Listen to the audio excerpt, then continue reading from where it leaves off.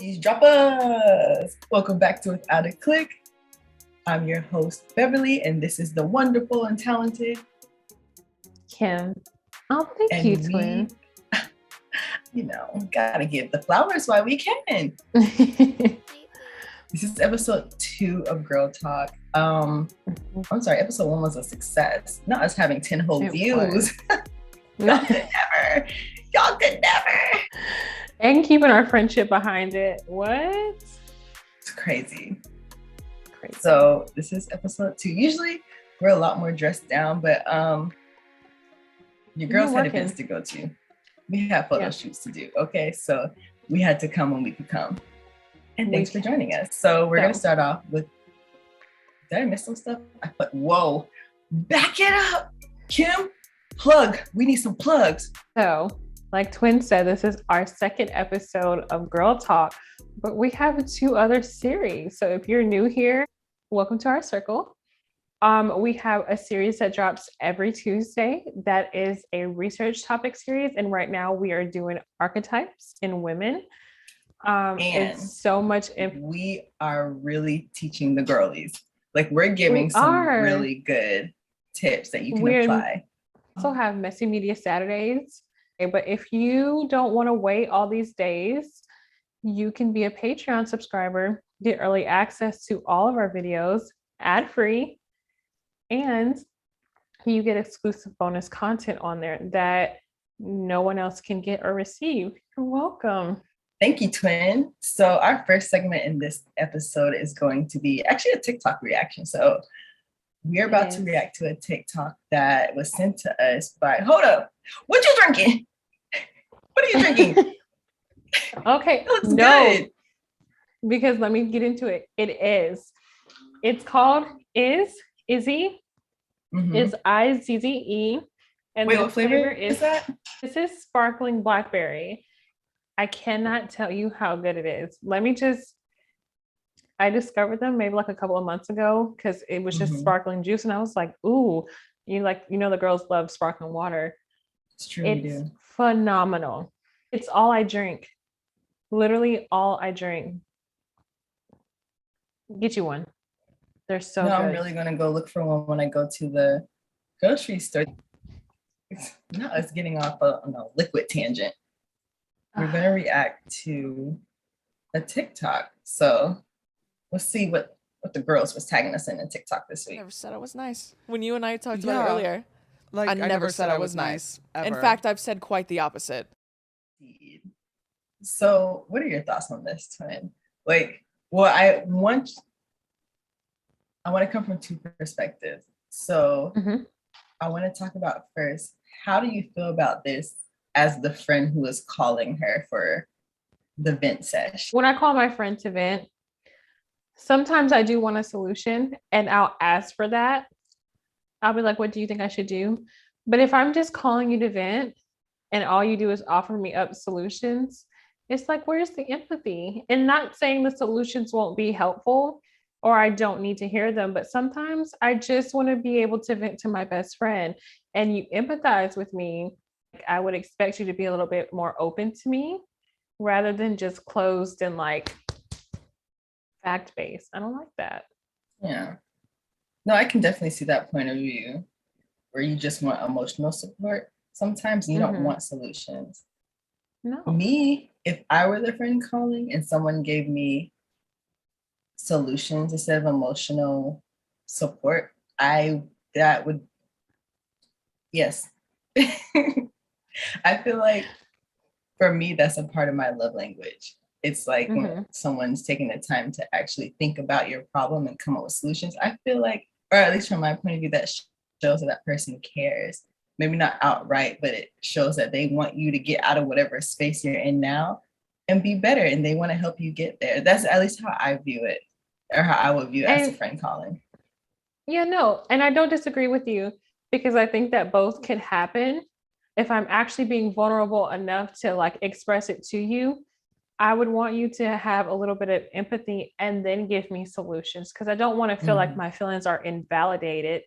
And I think that sometimes it might be that way when it's just solutions and it's not even like, I understand where you're coming from, but like just like that, I understand where you're coming from, I think has the magnitude to change the conversation.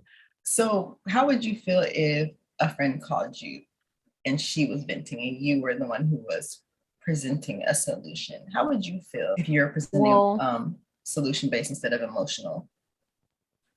That normally is the case. Like I'm always on the other side.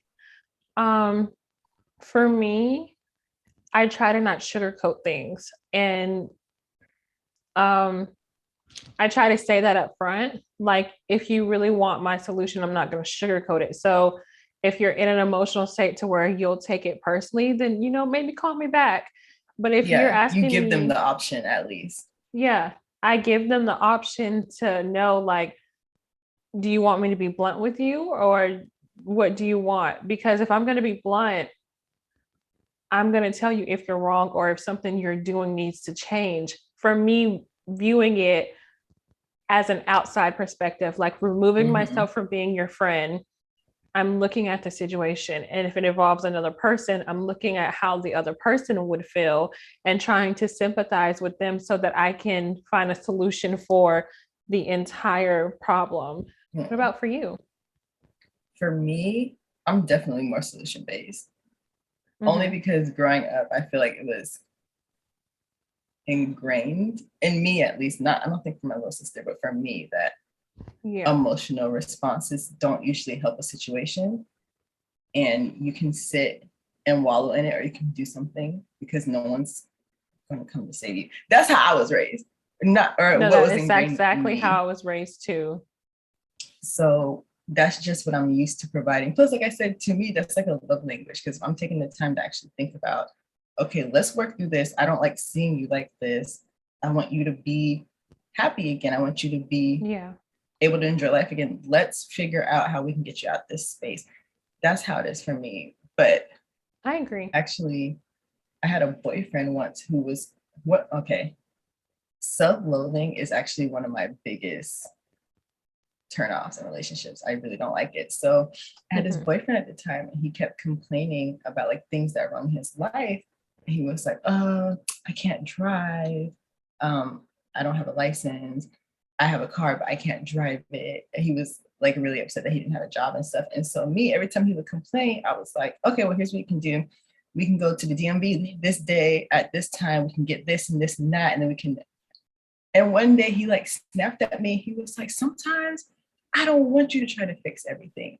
I just want to vent. And I was like, not everyone wants someone to help them. It's one thing to vent, and it's a whole nother thing to complain about a situation that you're consistently putting yourself in. If you know you don't have a driver's license, if you know that you can't drive, if you know that you have a car but you can't operate it, okay, vent. But then after that, it's no longer venting. You're complaining now. And if you're not making steps to change that circumstance, I don't want to hear about it. Like, I don't want to hear you complain about something you're not willing to change. What is that going to do for me? And then what person do you expect me to be? You said it was your boyfriend. So what kind of girlfriend would I be if I'm just like, yeah, babe, I understand it sucks. We both suck because you're staying in a stagnant place, and I'm not pushing you to be where you want to be and where you need to be. Why would you even want someone to coddle you like that? I don't know, but he did not like that. Wow. Did not like it one bit. What about you? I know you said you had a story. I had a friend who always was right in everything they did. And I want to make a point that just because you have been through more life experiences than other people that can make you wise, that doesn't make you the best decision maker. When I felt the need to stand up for myself and say, well, I understand your point of view, but I don't think like that, or I don't think we should do it that way, the friendship ended. And it was almost like they took it as disrespect. Like I was disrespecting them for having my own opinion because of how much we had in common. But at the end of the day, everything that you suggest to me is not a good suggestion for me. And everything that you're suggesting, because you went through similar situations, that doesn't mean that it's going to work for me. And if you can't be a supportive friend in the way that I choose to handle situations and understand that, then you were never my friend to begin with. Ooh. You were someone who wanted to control me. And that's not a thing. You can't control me. I feel like there are, let's talk about red flags in friendships. Please. Because red flag made me upset. Your friend won't let you have your own opinions. You have to agree with everything they say. Big red flag. Big red flag. Because why are we being yes women to our friends when we're adults? It's cute when you're kids. It's not cute when you're grown women going about your lives. And you should want someone to have a different opinion than you. That way it opens your eyes to see things from different perspectives. That is like one of my pet peeves that will piss me off quicker than anything else. Oh, what about when you give a friend good news and they're not supportive? Like you're eavesdroppers, because I think we've all experienced this before. Yes. But what if you like, oh, I just made my first $1,000 in sales. And they're like, oh, okay. I actually have a friend now who does that to me. I do. I'll tell you who it is after we film. I was about to say. I'm going to text you. Hold on. Tell me who it is. Why wouldn't you be able to be supportive of your friends? Actually, I know why. Because you're jealous. Anyway, we got way off course, which leads me into another red flag. When they make jokes about you constantly, like in a passive aggressive way or in a derogatory way, people make slick comments that even though they're saying it in a joking way, they mean it. They mean it, especially if you're consistently doing it. Like one of my best friends, like her name is Sam. We like talk to each other, but not a shout out to Sam.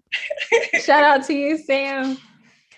I think it has to be the relationship that you have, because we speak to each other in like gifs and memes from Real Housewives of Atlanta, but we throw shade at each other, but it's in that manner. I'm not throwing shade about the person she is, what she looks like, what she wears. Like you really have to pay attention to that, especially if they're doing it consistently. Like they're not your friend.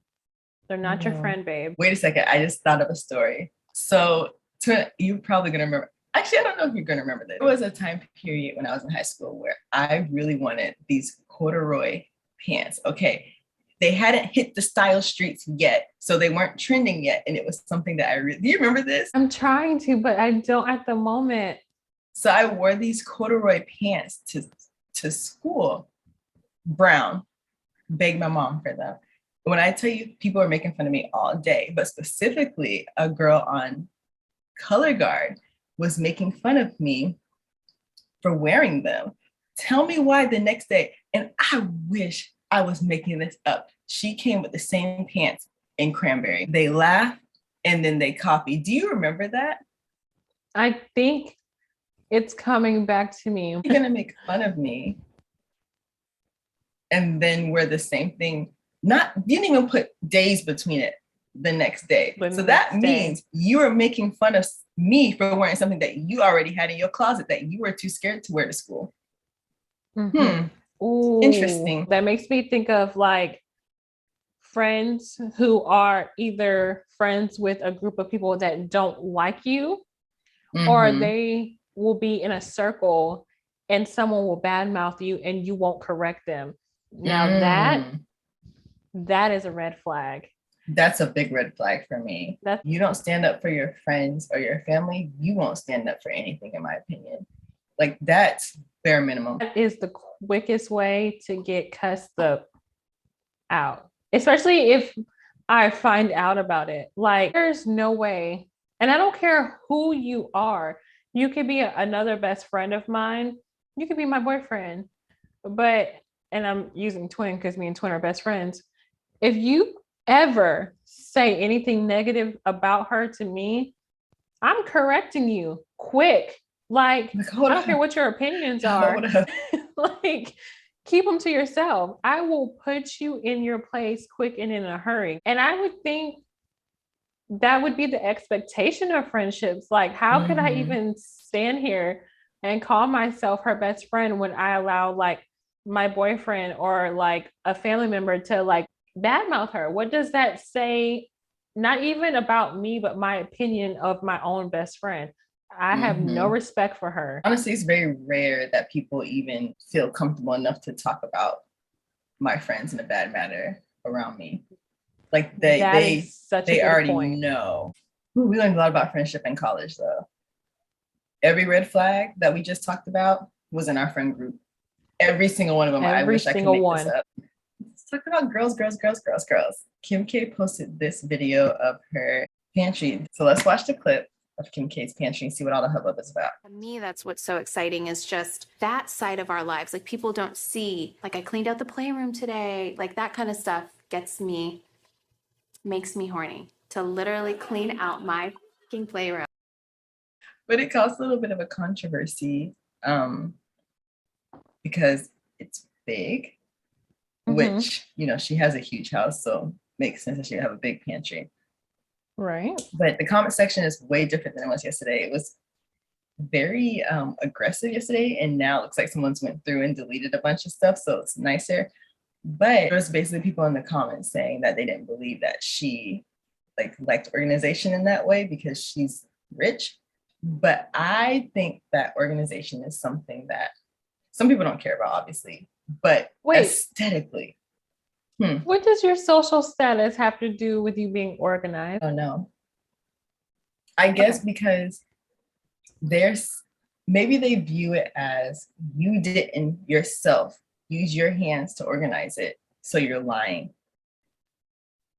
But we are kind of obsessed with organization. I noticed that when we were in lockdown, videos about organizations were huge. I mean, they were viral. TikTok pages that have millions of followers that all they do is organize. Why are we so obsessed with organization? It just makes me feel so like complete inside. Even when I grocery shop, I organize things in the basket a specific way. And it's true, and I love it. Love grocery shopping with Twin. It's such a nice experience. Oh, when we did it when we were vacationing in the mountains. Yes. I don't know. It's just like wholeness. It makes me so happy. It's so aesthetically pleasing to me. I love the way things look when they're organized. It's not overstimulating. You can easily get to it. And I feel like growing up, I didn't know about organization, and I didn't really have like an organized space. And I didn't realize how it was affecting my mental health, and it was making me feel scattered and overstimulation. But now that I'm older and I know that, I love organizing. I love being able to reach into something and pull it out without like 100 bowls falling. You know that Glad commercial where she like takes a bowl and like a million fall on her? Yes. Like I hate that. And I hate being able to just get what I need and go about my day. Do you think that people who love organization, even if they're not organized, maybe they feel out of control, and seeing something so controlled and precise makes them feel better for a moment? You know, that's or makes them feel in control for a moment. That's crazy because it's such a good point, because I hate when things are out of my control. And so that makes so much sense because it's an aspect that I can control, and something in me just feels like at peace. The answer to your question is yes. Good self-analyzation there. Not as being our own therapist. I need a refund. That you need a refund. Such a good point. So the last thing that we're going to talk about today is something that I've noticed happening a lot, is that even when a man doesn't have assets, stocks, property, $200 in their account, they always feel as if every woman is after their money, even if they don't have money. What is going on? Off the first thing in my head, insecurity. You think so? I think so. I think that sometimes, most times, men are more emotional than women are. They just have never been brought up into a circle where they are able to express it. Like we cry, we do whatever we do as women. Men have that built up from the time that they are like babies, because you get told you're a man, suck it up, or men don't cry, or like they get called these girly names. So that like builds up as they get older. I feel like it's a projection of insecurity onto the woman because they don't believe a woman could actually love them for them. And if they do, they don't know how to organically express those emotions. So you just tie it to, she doesn't love me for me. Like she loves me for what I have to offer, which it's not materialistic. It's what you have inside. But guys are never in a place where they can be vulnerable enough to express that. So they project it onto other things. You know what, Twin? I completely agree with that. And I actually would also like to add on that they're thinking from their future. So they're thinking, one day I'm going to have all this money and you can't have any of it, even though they don't have it right now. Right. Because they do this with, I think I've noticed people who they look up to. So like rappers, athletes, if they have a lot of money and they're dating someone, it's mostly guys in the comments saying that that person is after them only because of their money. Right. Even if the girl has more money than them. I'm pretty sure Cardi B's bank account is a lot fatter than who's she dating? Offset? Quavo? Not Future. One of the brothers. I don't One even of them. know. Whoever she's dating, her bag is definitely a lot heavier than his. Yeah, I still see comments saying that, oh, she's just using him for his money. Huh? Well, I would flip that and take it off of the woman and say to the man, the only thing that you're offering her is your money. Like, yeah, what else do you have to bring to the table? That's another conversation. Right. If you think that she's only around for your money, take it away and give her something else. Give her dates, give her affection, give her emotion.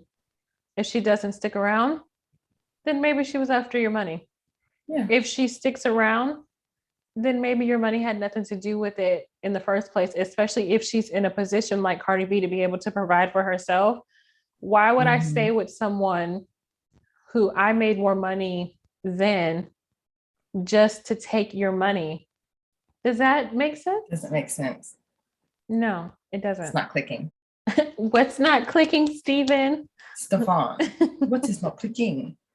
But yeah. Yeah, that's crazy. Well, this was a fun girl talk episode. It's a good way to break up the monotony of the week. Have a little chit chat. Yeah. Well, thank you, eavesdroppers, for joining us on our second episode of Girl Talk. If you like our content and want to see more of it, go to TikTok. We're there. Subscribe. Then you'll know when all our videos come out. But if you want to give a little something extra, if you want to show a little skin, you can head over to Patreon and support us over there, and you'll get early access to all our episodes, first of all. Second of all, bonus content. We're about to start book club up. We're about to start watching movies. So if you want to get in, you better get in because spots are filling up, well, moderately, if I'm being honest. And we have an exclusive coming out just for Patreon. And it's going to be transformative. Honestly, we've been working really hard on it these last couple of weeks. I think you're going to really enjoy it. Really hard. If you think about it, Twin, we've actually been researching this topic for years, since we were in high school. Slumber party's over. Y'all ain't got to go home, but you need to get the hello out of here. We are signing off.